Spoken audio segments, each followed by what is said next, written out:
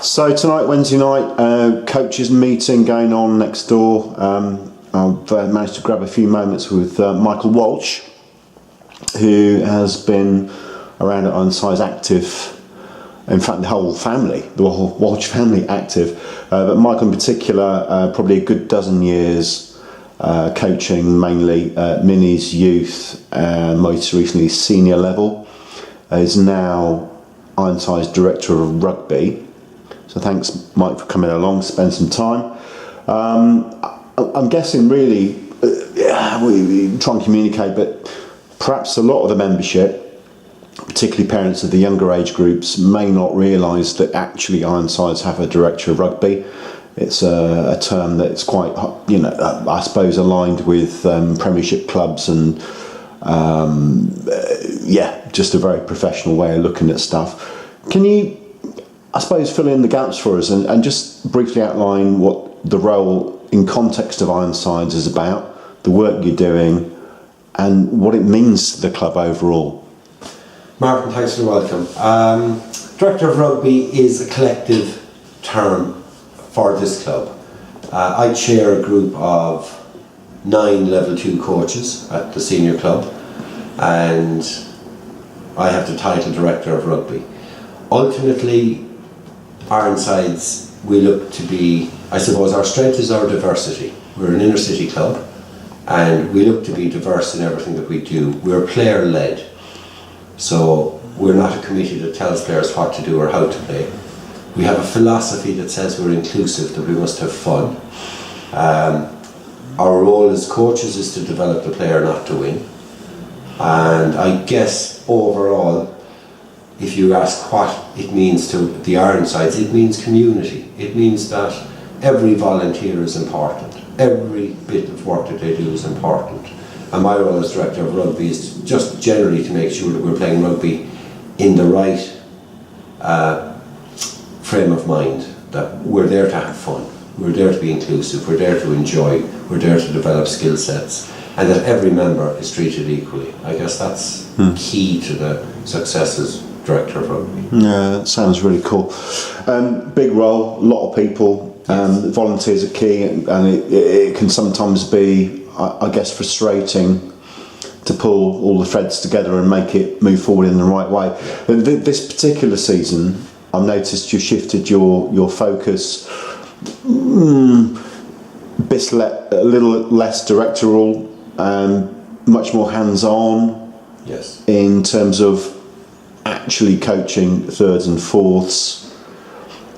What was the reasoning behind that kind of shift to focus for you and your energy? Well, I'm a volunteer. I'm no different than a manager of the 5ths or the 6ths in under 9s. I'm a volunteer. It is about community spirit. It is about inclusivity. And last year the 1s and 2s won. We were English champions. It's a great honour to be English champions, and I take great pride in that.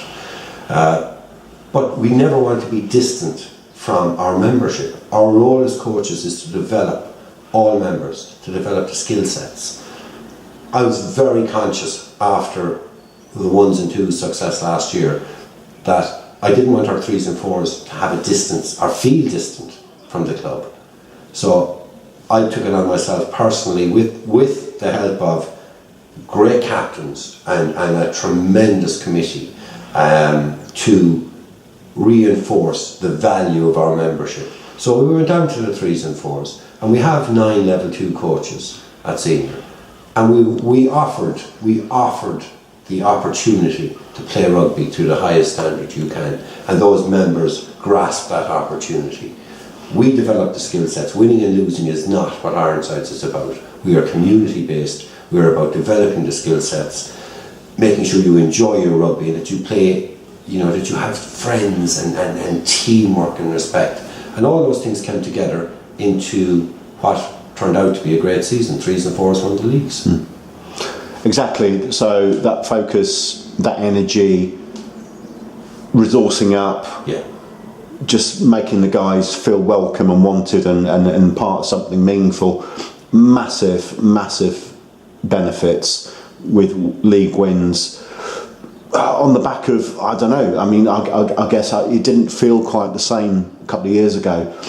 And now we've got 3s, 4s, and actually even a 5th team playing most Saturdays. Senior club seems to have grown hugely, not just in numbers, but also the quality of players, quality of people we're attracting, quality of rugby, finally, that we are playing. We're also seeing quite a few youth players coming through.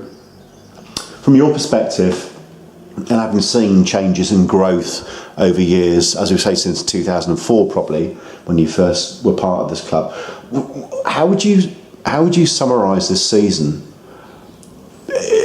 overall, and what are you looking to build on, and what are you looking to do next season? Look, the philosophy of Ironsides will never change. We are an inclusive rugby club. We are driven by the playing membership.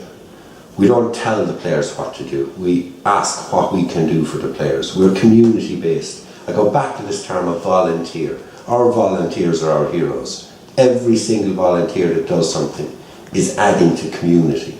You say it has grown. The club hasn't grown, the community has grown. I genuinely feel privileged to be part of a community in inner London that is so strong and that shares the same beliefs of friendship, fun, honour, respect, responsibility, ownership. You know, all these key elements. Playing the game is 10% of what it's all about. We are ultimately a community of people that share a common goal, which is to enjoy ourselves, for our kids to enjoy themselves. And the club will grow because people are genuine. There's an honesty about this club that I think you would really be stretched to find anywhere else. That's brilliant, Mike. I think we're done. Let's go and have a pint at the bar. Yes. This is the only thing to be done next. Thank Cheers, you. mate. Take care. Bye-bye. Bye-bye.